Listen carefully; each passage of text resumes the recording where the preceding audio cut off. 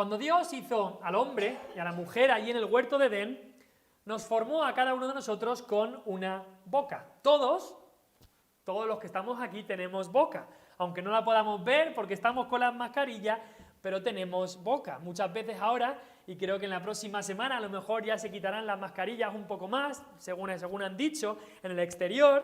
Aquí en la iglesia tendremos que seguir llevándola, pero incluso hay veces que si has conocido a alguien solamente con mascarilla, cuando te quita la mascarilla dices, anda, fíjate cómo es esta persona. Pero Dios a todos nos dio una boca, nos dio una lengua, a todos, a toda persona. Y no simplemente como se le ha dado a los animales, sino de una forma totalmente distinta. Al crearnos a su imagen, Dios nos ha dado el lenguaje, las palabras, esa forma que tenemos de comunicarnos verbalmente. Los animales, los monos, los perros no se comunican con palabras como nosotros, no tienen miles de lenguas como tenemos nosotros en el mundo, los seres humanos, que podemos comunicarnos así. Por supuesto, esto nos hace totalmente distintos de los animales. Puede ser que tengas una boca más grande, una boca más pequeña, pero todos tenemos boca, todos tenemos lengua. Pero por supuesto, como dice el refrán, el que tiene boca se equivoca. O el otro refrán que dice, por la boca muere el pez. La boca muchas veces es un problema también. Y así lo decía el apóstol Santiago. No sé si os acordáis de aquel pasaje tan famoso o bastante importante, bastante conocido en Santiago 3, que Santiago dice que la lengua es un miembro pequeño, pero se jacta de grandes cosas. Y dice, he aquí cuán grande bosque enciende un pequeño fuego. Aquí muchos habéis hecho en la sierra, que un pequeño fuego puede hacer un gran mal. Y de la misma manera, una pequeña palabra de la lengua puede hacer un gran mal. Dice Santiago, la lengua es un fuego, un mundo de maldad. La lengua está puesta entre nuestros miembros y contamina todo el cuerpo. También dice Santiago que ningún hombre puede domar la lengua, que es un mal que no puede ser refrenado, llena de veneno mortal, dice. La lengua llena de veneno mortal. Por supuesto, no veneno físico, sino veneno que puede causar muchos daños. Por supuesto, una palabra envenenada puede causar muchísimo daño. ¿Cuántos asesinatos han comenzado con una palabra de odio, con una palabra de rencor, con una palabra de maldición, con una palabra de desprecio? Cuán grandes y cuán cosas tan malas se han hecho. Dice Santiago, con la lengua, con la boca bendecimos al Dios y Padre, qué fácil es eso, y después maldecimos a los hombres, que están hechos a la semejanza de Dios. Dice Santiago, de una misma boca proceden bendición y maldición. Esto se lo estaba diciendo a cristianos, a hermanos, les dice, hermanos, esto no debe ser así. ¿Y por qué no debe ser así?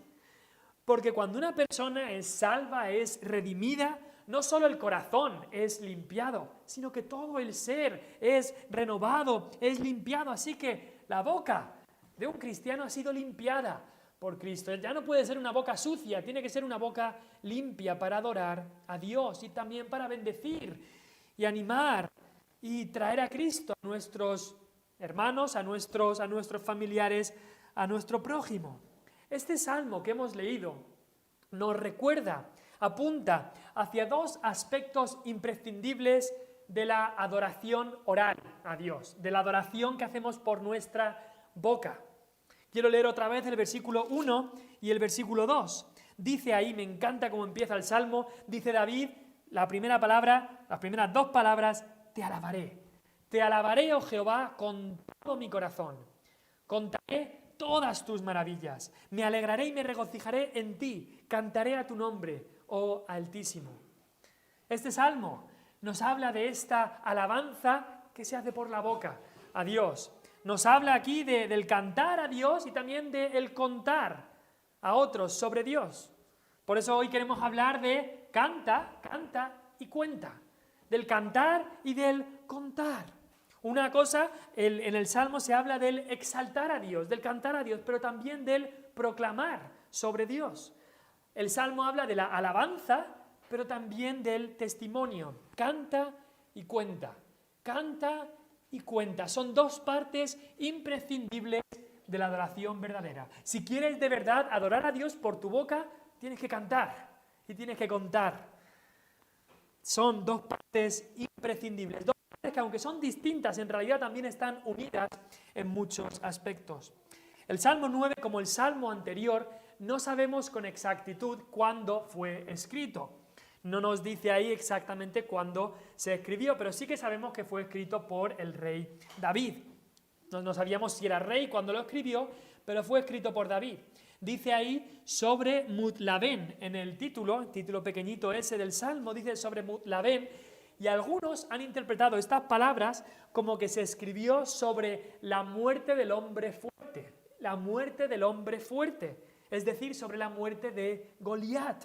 Y no sé si os acordáis del Salmo anterior, el Salmo 8, que dice ahí sobre Gitit, y dijimos que también podría ser Goliat geteo, que se escribió también el Salmo 8 después de la muerte de Goliat. Así que hay probabilidad de que estos dos salmos, el 8 y el 9, se escribieran después de la victoria de David contra Goliat, pero no lo sabemos con seguridad. Lo que sí que sabemos es que este es otro salmo como el anterior de alabanza, salmo de victoria, salmo de adoración a Dios por quién es Él, por lo que ha hecho. Es un salmo, como hemos dicho, de cantarle a Dios y también un salmo de contar a otros sobre Dios. Un salmo de cantar y de contar. Así que en el día de hoy simplemente vamos a ver estos dos primeros versículos, aunque veremos otros versículos del Salmo, y Dios mediante en 2 semanas ya miraremos todos los otros versículos del Salmo. Pero en el día de hoy queremos ver qué significa cantar y contar. Este canta y cuenta que queremos hablar en el día de hoy, ¿qué significa? Dice ahí en el versículo 1, contaré todas tus maravillas, y en el versículo 2 dice, cantaré a tu nombre. Contaré y cantaré. ¿Qué significan estas cosas? En primer lugar, queremos ver que en la adoración verdadera tiene que haber un cantar. ¿Qué es este cantar? ¿Qué es esta alabanza de la que está hablando David? Cuando hablamos de cantar, cuando hablamos de alabar a Dios, estamos hablando de agradecerle a Dios. No solamente en canción, pero también en oración, de alabar y adorar a Dios por quién es Él, por lo que ha hecho, exaltándole, honrándole, postrándonos, reconociéndole lo que Él es, humillándonos a nosotros mismos. Y ahí empieza el salmista diciendo, te alabaré, oh Jehová, te alabaré, oh Jehová. David empieza con una resolución tremenda y directa, no dice nada al principio como introducción, sino que simplemente dice, te alabaré, oh Jehová. Yo te quiero alabar, Señor. Esa era la resolución de David. Voy a alabarte, voy a cantar a ti. No voy a cantar las alabanzas de ningún otro, ni tampoco voy a cantar mis propias alabanzas y hablar de todo lo que he hecho yo que incluso si este salmo se escribió cuando David venció a Goliat, muchos, si hubieran hecho eso, hubieran estado diciendo, mira lo que he hecho yo pequeñito y he ganado contra el gigante este. Fíjate, ¿no? No, David dice, te alabaré a ti, oh Jehová, a ti solo. Y tenemos que llevar cuidado, por supuesto, con darnos alabanzas a nosotros mismos, pero también con darle alabanzas a ningún otro que no sea Dios.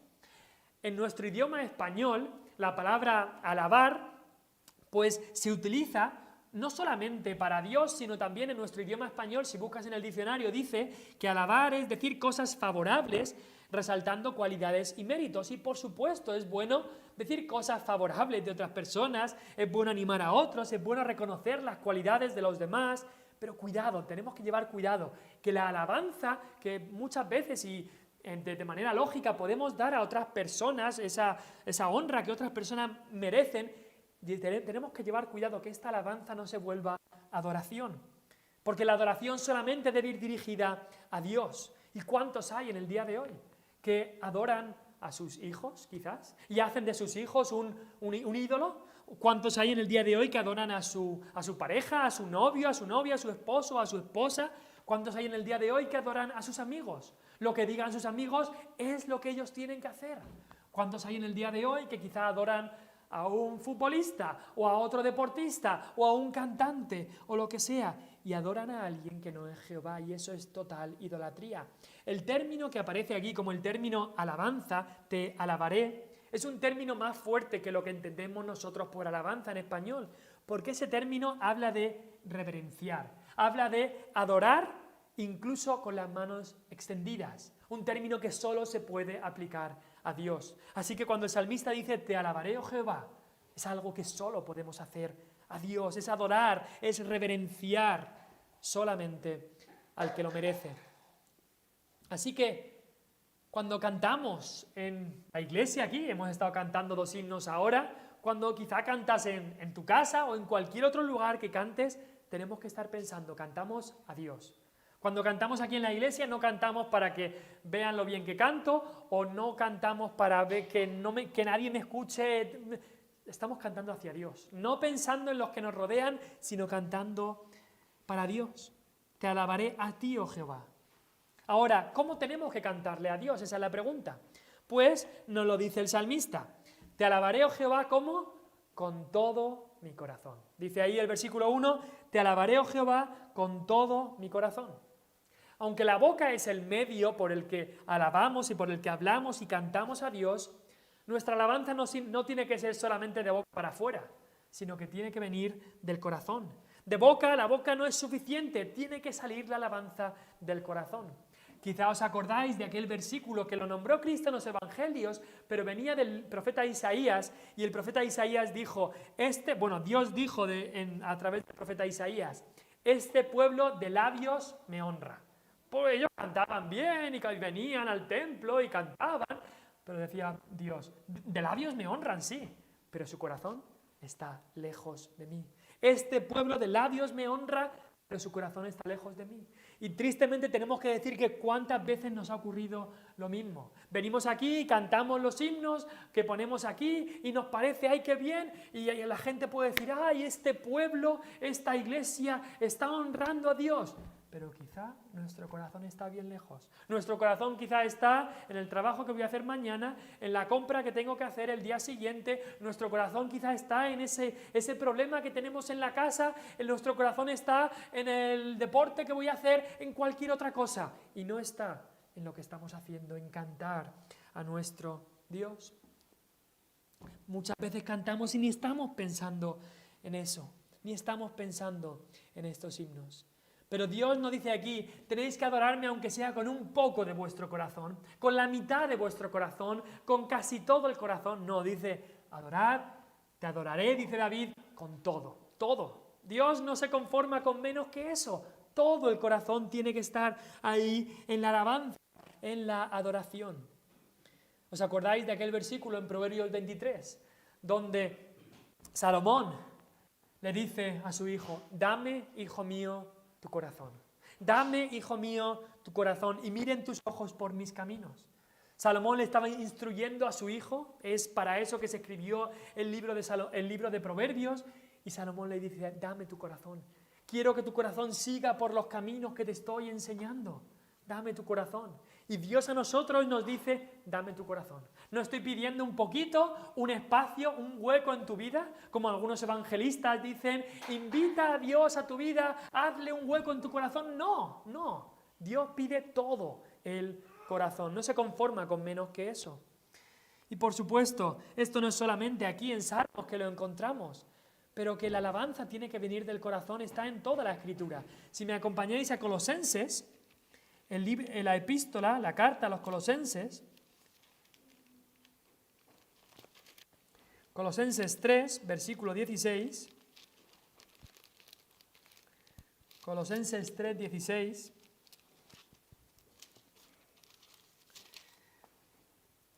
dice ahí el apóstol Pablo, la palabra de Cristo more en abundancia en vosotros, enseñándoos y exhortándoos unos a otros en toda sabiduría. Ahí habla de contar y después habla de cantar, porque dice ahora cantando con gracia en vuestros corazones al Señor, con salmos e himnos y cánticos espirituales. Está hablando de cómo debe ser nuestra canción y dice cantando con gracia, ¿dónde? ¿Por vuestras bocas? No, en vuestros corazones. Quizás salga por la boca o quizá incluso no salga por la boca, pero tiene que ser del corazón.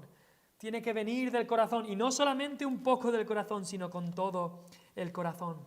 Es decir, ¿cómo cantamos a Dios? Decía el salmista David, te alabaré, oh Jehová, con todo mi corazón. Todo tiene que estar, todo el corazón tiene que estar involucrado. Pero después, dice ahí, en el versículo 2 del Salmo 9, si volvemos al Salmo 9, versículo 1 dice, te alabaré, oh Jehová, con todo mi corazón, pero en el versículo 2, la última parte del versículo habla de cantar y dice, cantaré a tu nombre, oh Altísimo. No es simplemente voy a cantar lo que me lleve el corazón. Dice, no, cantaré a tu nombre. Es una alabanza que habla del nombre de Dios. Incluso nombra uno de los nombres, le dice, oh Altísimo. El nombre de Dios. Tenemos que cantar no solamente con todo el corazón, sino cantar al nombre de Dios. Leía el otro día un artículo creo que era en un periódico deportivo, un artículo de que uno de los mejores jugadores de baloncesto de la NBA, uno de los mejores jugadores, cuando estaba ya llegando a la madurez, llegando a ser ya de los mejores, un poco antes de llegar, lo que suelen hacer las marcas deportivas, las marcas de deportivos como Nike o Adidas, es que aquellos que ven que van a llegar a ser muy buenos, rápidamente quieren hacer un contrato para que lleven sus deportivos. Entonces, la marca deportiva Nike, vino para hacerle un contrato a este jugador de baloncesto. Y leía el artículo que, por supuesto, al final Nike no le ofreció muy buen contrato, dice, pero donde realmente lo hicieron mal es que en la presentación que le hicieron para que él aceptara este contrato, el directivo de Nike que fue a hacerle el contrato a él no sabía pronunciar su nombre. Un jugador de baloncesto de la NBA súper famoso, y esta persona que venía a ofrecerle este contrato no sabía pronunciar su nombre. Así que este jugador de baloncesto dijo, con eso me lo dijeron todo, así que rechazó la oferta y se fue a otra compañía, a otro proveedor de deportivos. Pero me pareció interesante, no sabían pronunciar su nombre y eso fue lo que le hizo. Y muchas veces nos pasa a nosotros que no conocemos el nombre de nuestro Dios.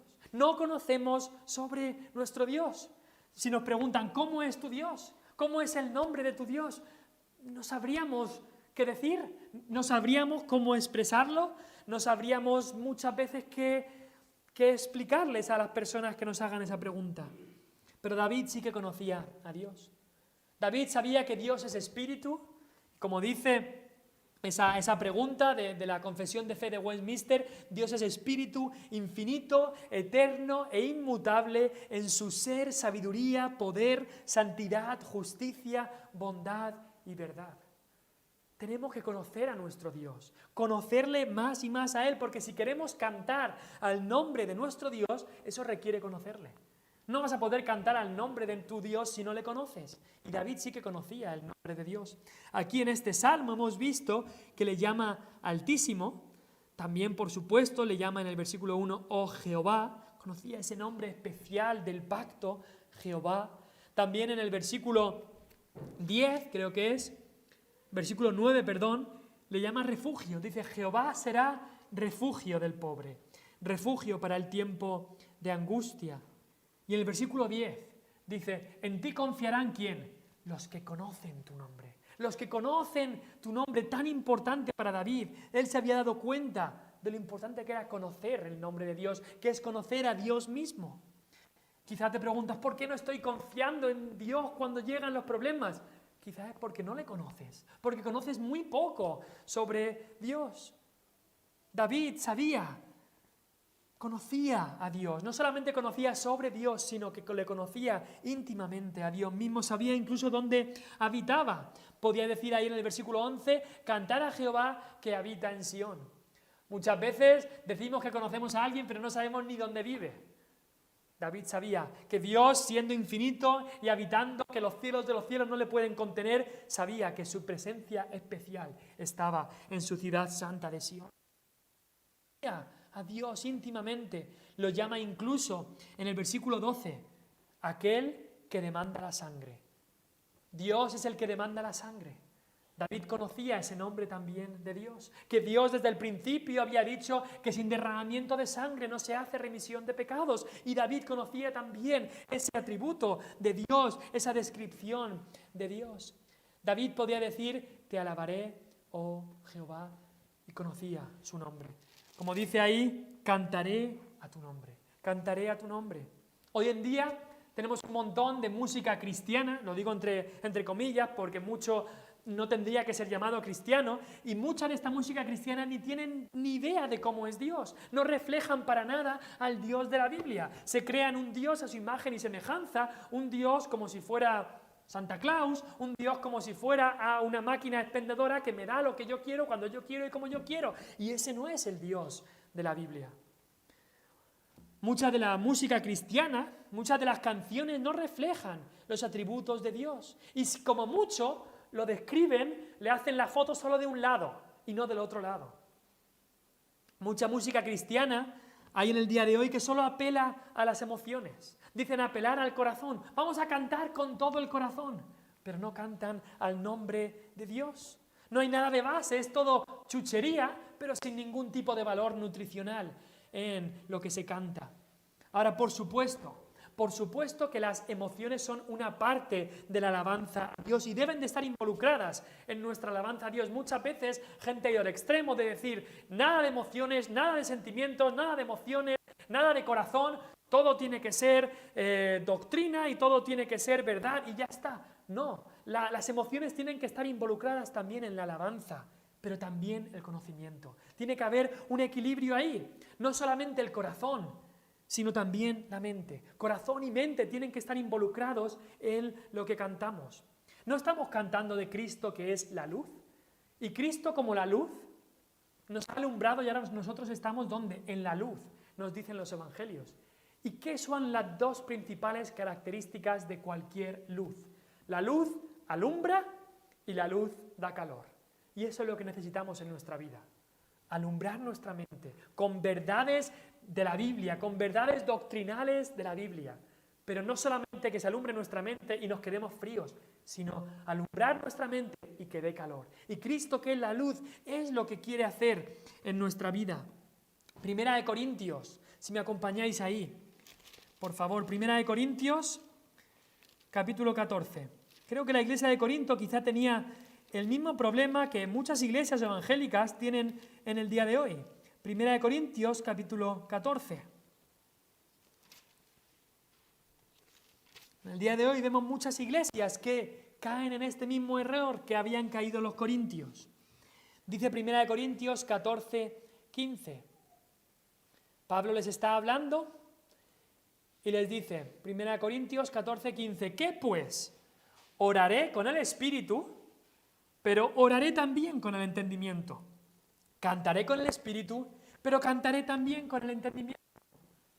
Oraré en el Espíritu y también en el entendimiento. Cantaré en el Espíritu y también con el entendimiento. Tiene que haber un equilibrio. Mente y corazón tienen que estar involucradas en la adoración a Dios. Si dejamos a uno o al otro, no estamos adorando a Dios como Dios nos dice. Y ahí en el Salmo 9 hemos visto eso. Te adoraré con todo el corazón, Señor. Muy bien, así debe ser. Pero luego dice, cantaré a tu nombre. Con todo el corazón sí, pero también cantando a tu nombre.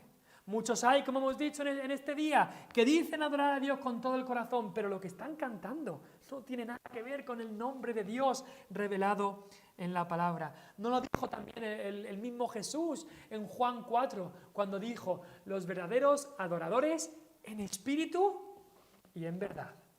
En espíritu y en verdad es necesario que la adoren. Tiene que haber un equilibrio entre esas dos cosas. Adorar a Dios en el espíritu y en el entendimiento, en espíritu y en verdad. ¿Por qué? Porque la luz alumbra, pero la luz también da calor.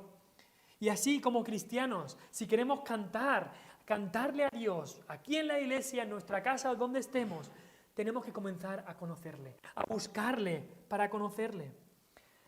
De acuerdo, por supuesto, la Biblia es el libro que debemos leer y el libro que debe ser nuestra única base de nuestra única regla de fe y práctica. Pero me acuerdo del primer libro cristiano, aparte de la Biblia, que leí cuando tenía unos 16 años o por ahí. Es un libro que os recomiendo, si no lo habéis leído, se llama La búsqueda de Dios. La búsqueda de Dios, de un autor del siglo XX llamado Tozer.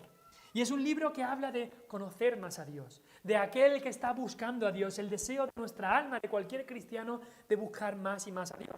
Si alguien quiere, seguramente puedo pedir algunos y puedo haceros llegar algún libro de estos muy, muy bueno. Un libro que nos habla de conocer más a Dios, de buscarle a Él. Y es, desgraciadamente, hay en muchas iglesias una carencia de gente buscando, de hijos de Dios buscando más de Dios. Como dice el Salmo 42, mi alma tiene sed del Dios vivo. Así debería ser nuestra alma también. Y estamos hablando de que hay que conocer a Dios, porque el cantar tiene que estar basado en ese conocimiento de Dios. Cuán importante es cantar a Dios, no solo con el corazón, sino con el entendimiento también. En todos los grandes avivamientos reales y verdaderos de la historia, ha habido también una explosión repentina de espíritu de alabanza. En la Reforma Protestante, los himnos y los salmos de Lutero estaban en la boca de todos. Y los enemigos de Lutero temían más las canciones que hacía Lutero que los escritos de Lutero.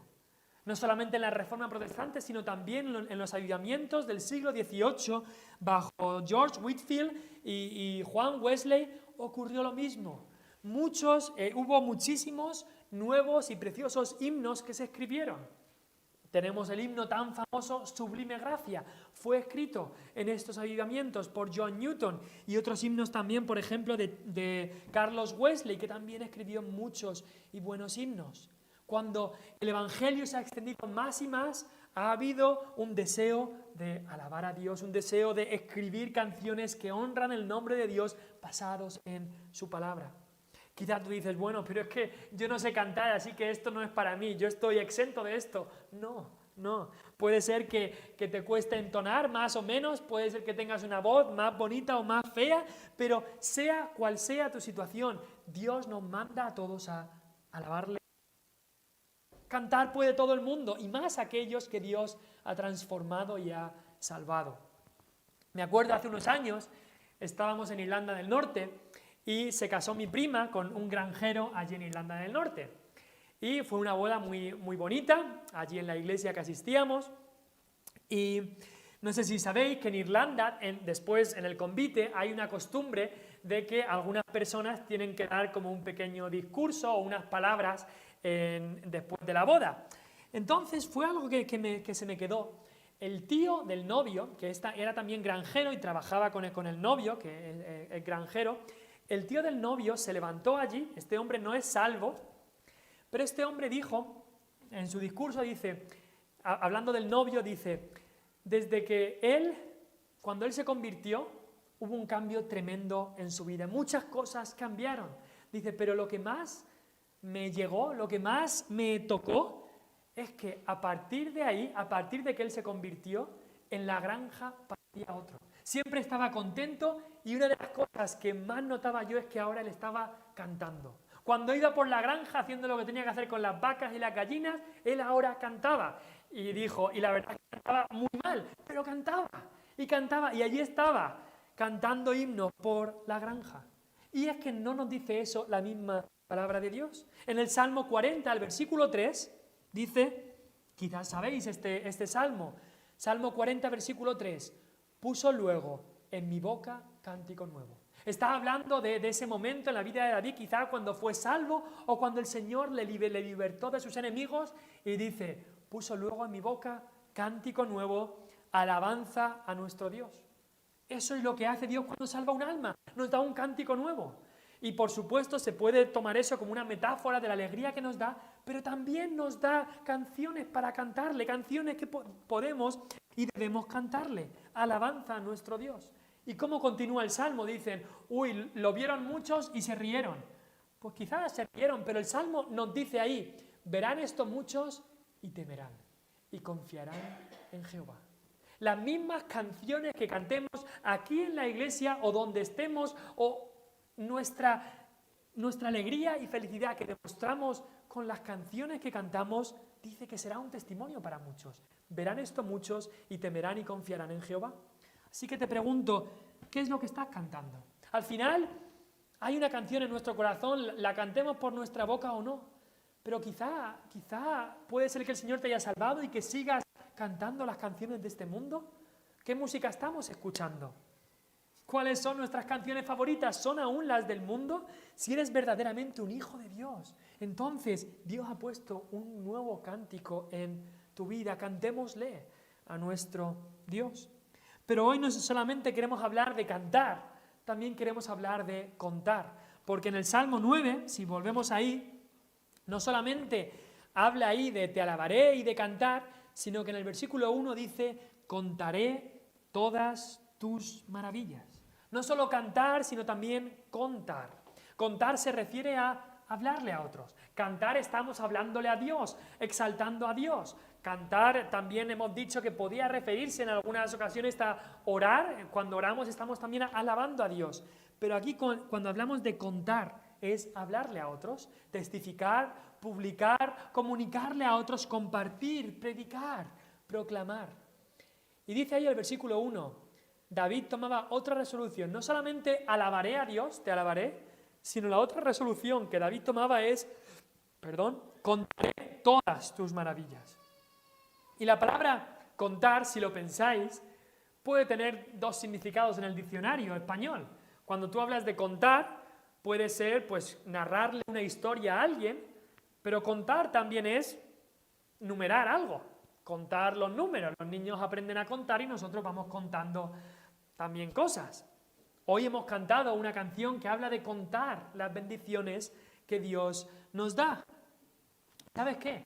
Si tú quieres contarle en cuanto a narrarle a otros las maravillas de Dios, primero tienes que contarlas tú, numerarlas tú en tu propio corazón, una por una. Te pregunto, ¿conoces estas maravillas? No solamente las maravillas que nos habla la palabra de Dios, debemos conocerlas, pero también las maravillas que ha obrado Dios en tu vida.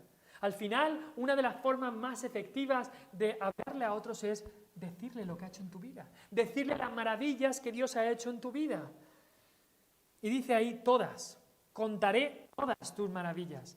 No solamente dice aquellas cosas bonitas que Dios ha hecho en tu vida o que Dios hizo en la palabra de Dios, aquellas cosas que no les vayan a ofender, que les vayan a gustar, dice todas las maravillas de Dios, todas sus obras. No solamente les contamos cómo Dios rescata al pueblo de Israel de la esclavitud de Egipto, y qué bonito es eso, sino también les decimos cómo Dios destruye aquellas naciones que se rebelaron en contra de Él. No solamente contamos el consuelo que da Dios por su Espíritu a aquellos que están en Cristo Jesús, sino también les contamos el castigo que da Dios a aquellos que están en Cristo Jesús, porque Dios es ese Padre que al Hijo que ama disciplina. También les contamos ese tipo de maravillas. Y por supuesto la maravilla más grande, más alta, más sublime que les tenemos que contar es la maravilla de la cruz del Calvario. Esa es la maravilla de las maravillas. Esa es la maravilla más grande que puede haber. Y eso, por supuesto, es una maravilla que trae salvación, pero también que puede ofender. ¿Por qué? Porque ahí en la cruz del Calvario estábamos todos nosotros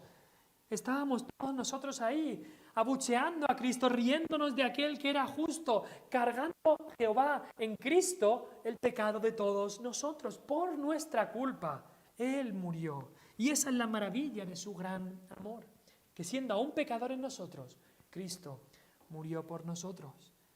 Debemos contar todas sus maravillas y cuánto más la maravilla de la salvación por la cruz de Cristo, por lo que Él hizo allí. Pero quizá preguntas, ¿a quién le tengo que contar? ¿A quién le tenemos que contar estas maravillas?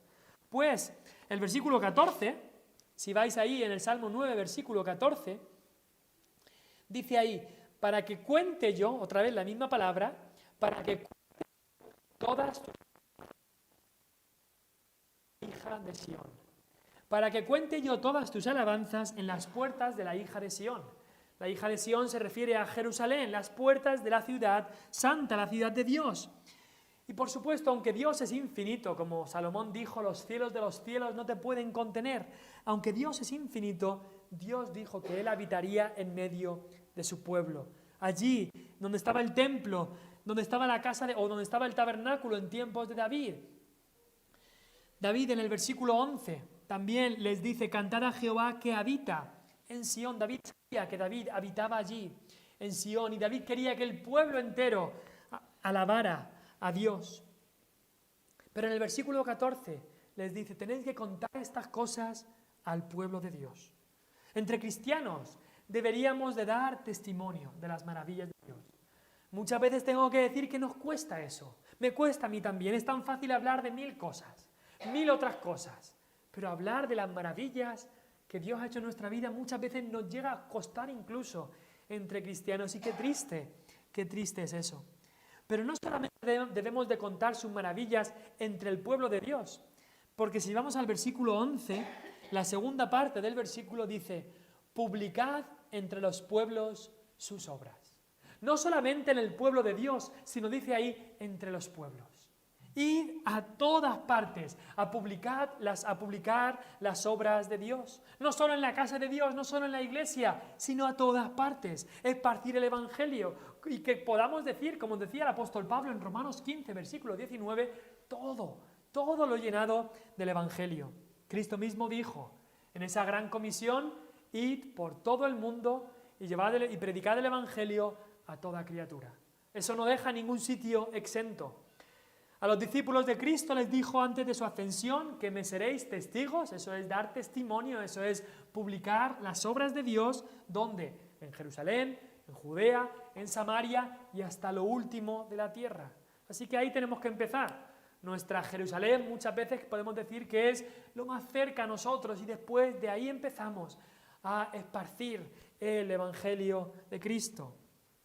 Y hay muchas formas, por supuesto, de esparcir el Evangelio de Cristo, con las ofrendas que hemos podido enviar, tanto a Brasil como a Pakistán, que hemos enviado hace unos días. Es una forma también de esparcir el Evangelio, pero como discípulos que somos, Dios nos da ese mandato a nosotros de esparcirlo a todos los que nos rodean, ser un misionero donde estemos. Dice ahí, versículo 11, publicar entre los pueblos sus obras. Hagamos eso. Contémosle a los que están a nuestro alrededor. Publica las obras de Dios en tu vecindario, en tu pueblo, en tu trabajo. Públicalos en tu familia, con tus amigos. Públicalos en WhatsApp, públicalos en Facebook, públicalos en las redes sociales que tengas. Publica entre los pueblos sus obras. Públicalos por el teléfono, públicalos hablando con otras personas. Publica entre la gente las obras grandes de Dios y, por supuesto, la gran maravilla de la salvación que hay en Cristo. Cuéntales de lo que Cristo ha hecho por ti. Cantar y contar. Cantarle a Dios y contar a otros sobre Dios, sobre lo que ha hecho Dios, sobre la salvación que hay en Dios. Pero quería acabar con un detalle, con una indicación que se nos da en el versículo 2. ¿Cómo tenemos que hacer esto? El versículo 2 dice, me alegraré y me regocijaré en ti. Al cantar a Dios, al exaltarle a Él y alabarle, y también al contar a nuestro prójimo, a aquellos que nos rodean, al contarle sobre el Evangelio y sobre lo que Cristo ha hecho, tenemos que alegrarnos y regocijarnos en Dios. Y eso se va a notar mucho. Aquellos hombres, santos hombres de Dios y hombres eruditos que escribieron la confesión de fe de Westminster en el año 1648, hicieron esas preguntas y respuestas también. Hicieron esa pregunta que dice, ¿cuál es el fin principal del hombre? Y la respuesta que ellos dijeron, el fin principal del hombre es glorificar a Dios y disfrutar de Él para siempre. Y es muy interesante porque nosotros muchas veces nos quedaríamos con la primera parte. El fin principal del hombre, el objetivo del hombre es glorificar a Dios. Pero estos hombres sabios dijeron, hace falta también poner y disfrutar de Él para siempre. ¿Por qué? Porque tenemos la tentación de hacer todas estas cosas arrastrando los pies. Yo tengo que testificar, tengo que cantar, tengo que hacer esto. Pero la manera de hacerlo y cómo lo deberíamos hacer es disfrutando de Dios, alegrándonos en Él. Cuando cantas o cuando cuentas a otros sobre Dios, se va a notar mucho si es simple obligación o si es pasión. Si es un regocijo para ti o si es una rutina y ya está. Se va a notar mucho si hay alegría o si hay simple hacer lo que me han mandado y ya está. Y es muy curioso las palabras que se utilizan aquí, porque nos dice aquí, me alegraré y me regocijaré en ti, versículo 2. No solamente debemos alegrarnos en lo que Dios nos da, Y por supuesto nos alegramos en lo que Dios nos da, aquellas cosas físicas que podemos tocar, como la comida, el trabajo, el abrigo, una casa, la familia. Nos alegramos, por supuesto, en lo que Dios nos da, pero no solamente debemos alegrarnos en eso es fácil.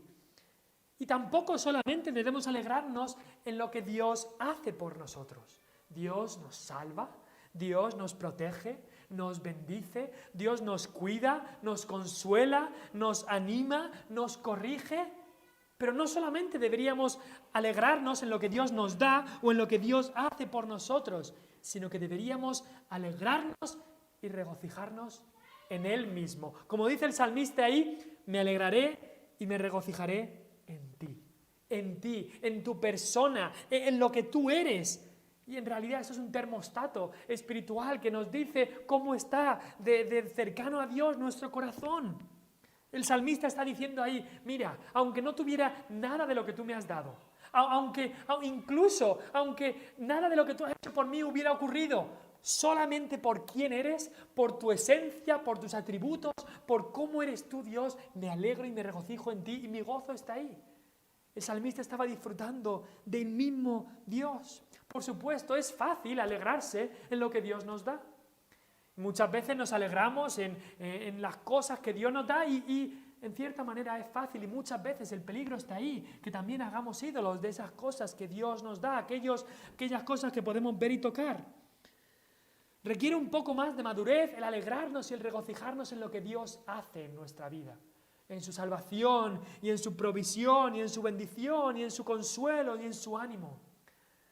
Pero Dios quiere no solamente que nos quedemos ahí, sino que nos alegremos y nos regocijemos en lo que Dios es, en su persona, en conocerle a Él, su bondad, su justicia, todo lo que es Él.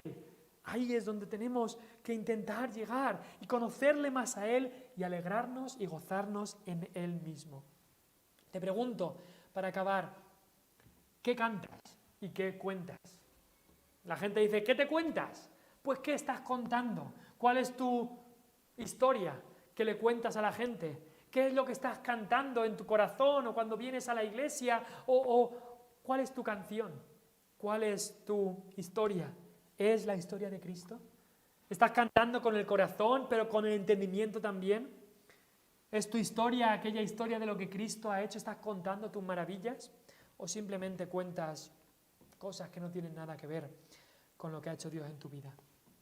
Cantemos a Dios y contemos a las otras personas sobre lo que Dios ha hecho y sobre el Evangelio glorioso de Cristo. Vamos a orar y cantaremos y tendremos los anuncios y después cantaremos una más. Oremos.